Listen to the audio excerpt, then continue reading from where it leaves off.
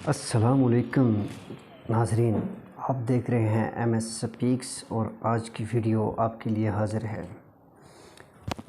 سامعین، انسان دنیا میں اللہ کی رضامندی اور مرضی سے زندگی گزارے تو وہ ہمیشہ اللہ کا شکر گزار بن کے رہتا ہے۔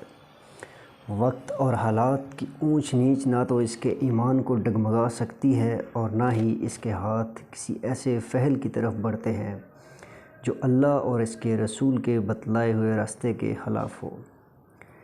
لیکن جب یہی انسان دنیا اور دولت کی ہوس میں اندھا ہو جاتا ہے تو وہ ہر کام کر گزرتا ہے جس کی اجازت نہ تو شریعت دیتی ہے نہ ہی قانون۔ لیکن وقت بڑا بے رحم ہوتا ہے۔ وقت آتا ہے کہ وہ شخص زمانے کے لیے عبرت کا نشان بن جاتا ہے۔ ناظرین، ایسا ہی ایک شخص جس کی داستان آج آپ سے شیئر کرنے جا رہا ہوں، جو ایک غریب گھرانے میں پیدا ہوا، غربت کے اتار چڑھاؤ دیکھے اور بمشکل بی ایڈ کیا اور ایک اسکول میں اسکول ٹیچر بھرتی ہو گیا۔ ناظرین، اس شخص کا نام سید سبط الحسن تھا اور یہ وزیر آباد کے قریب نظام آباد میں سائنس ٹیچر بھرتی ہوا۔ لیکن سبط الحسن، جو آخر میں جا کر ڈبل شاہ کے نام سے مشہور ہوا، کہ دل و دماغ میں بہت اونچے خواب تھے۔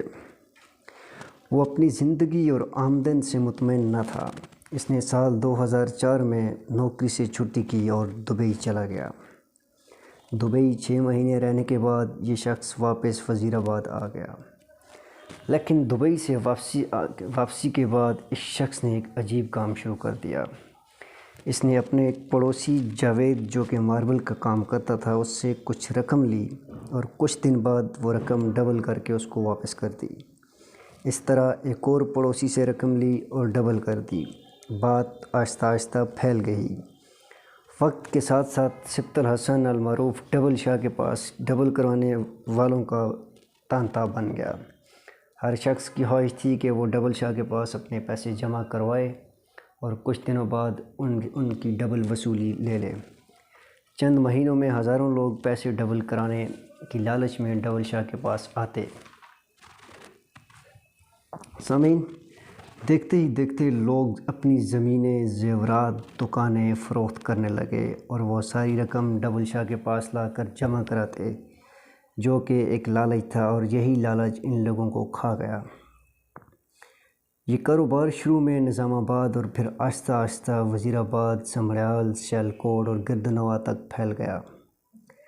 ڈبل شاہ اب ایک غریب اسکول ٹیچر نہیں رہا بلکہ ایک ارب پتی شخص بن گیا تھا۔ اب اس کا کاروبار ڈبل شاہ کے رشتہ دار تک پھیل گیا۔ اس کے رشتہ دار بھی اس کے ساتھ شامل ہو گئے اور رشتہ دار یہ کرتے کہ وہ لوگوں سے رقم لیتے، اپنا 5% حصہ اس میں سے رکھ لیتے اور بقیہ رقم ڈبل شاہ کو جمع کرا دیتے، اور اس طرح متعدد لوگ ڈبل شاہ کے پاس پیسے جمع کراتے اور اپنی رقم کی ڈبل ہونے کا انتظار کرتے۔ شروع میں یہ رقم ڈبل کرنے کے لیے 15 دن کا وقت دیا جاتا، پھر 1 مہینہ دیا جانے لگا، پھر وقت 2 ماہ اور پھر وقت 70 دن ہو گئے۔ سب کچھ اپنی روٹین میں چل رہا تھا۔ لوگ جوک در جوک آتے، ڈبل شاہ کے پاس رقم ڈبل کرانے کی لالچ میں پیسے جمع کراتے اور دوسرے لوگوں سے بھی اس کا تذکرہ کرتے۔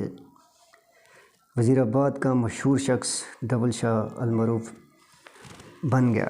وہ شخص جو آج سے کچھ ماہ پہلے جس کو ایک اسکول کے علاوہ کوئی جانتا نہ تھا، اب اس کی گونج پورے ضلع میں ہونے لگی۔ ناظرین، لیکن پھر ڈبل شاہ کے برے دن آ گئے۔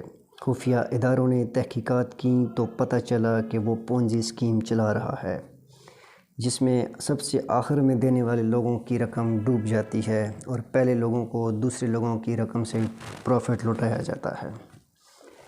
ڈبل شاہ نے 3 اضلاع کے لوگوں سے تقریباً 18 مہینوں میں 7 ارب روپے حاصل کر لیے تھے، جو کہ پاکستان میں کسی بھی فراڈ کی سب سے بڑی رقم تھی۔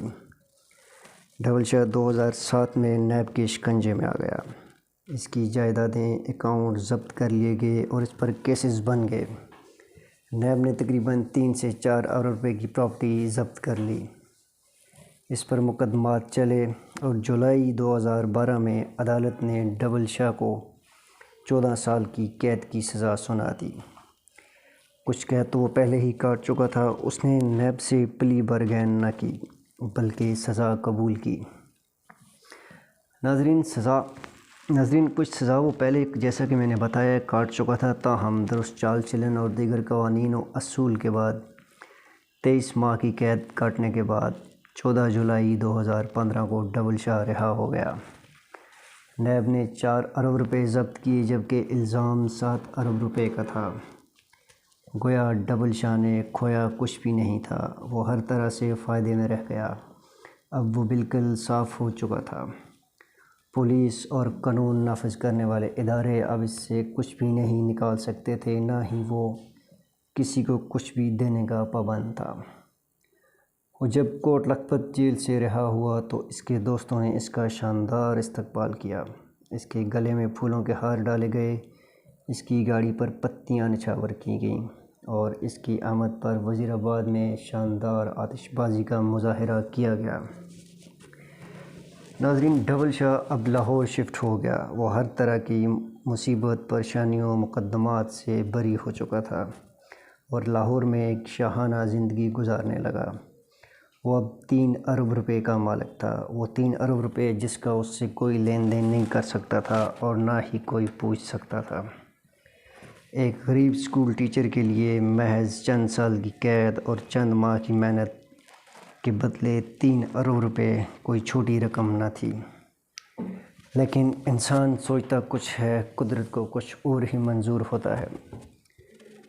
ناظرین رہائی کے 16 ماہ بعد 30 اکتوبر 2015 کو ڈبل شاہ کو ہارٹ اٹیک ہوا اور وہ انتقال کر گیا۔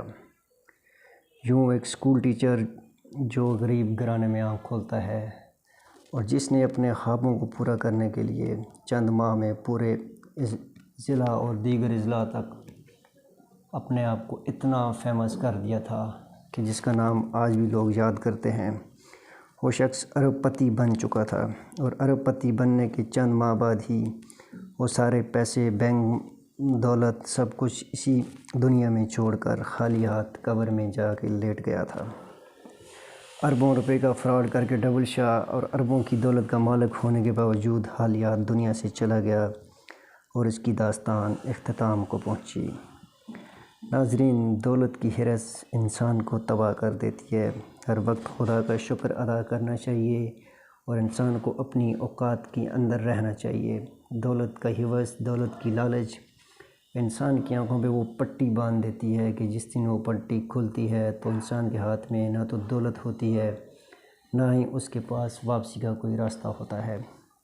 اس کہانی کا مقصد محض ڈبل شاہ کی کوئی پبلسٹی کرنا نہیں ہے، بلکہ اس کہانی سے ایک سبق حاصل ہوتا ہے کہ آپ چاہے جتنا مرضی کما لیں، آپ جب دنیا سے جائیں گے تو آپ کے دونوں ہاتھ خالی ہوں گے۔ آپ کی بہترین کمائی آپ کے اچھے اعمال ہیں، آپ کی بہترین کمائی آپ کی اچھی اولاد ہوگی اور وہ سب کچھ ہوگا جو دنیا میں اللہ کی خاطر آپ نے دیا ہوگا۔ اللہ ہم تمام مسلمانوں کو یہ حال پر رحم فرمائے۔ ویڈیو دیکھنے کا شکریہ۔ دوبارہ ایک اور ویڈیو کے ساتھ ملیں گے، تب تک خدا حافظ۔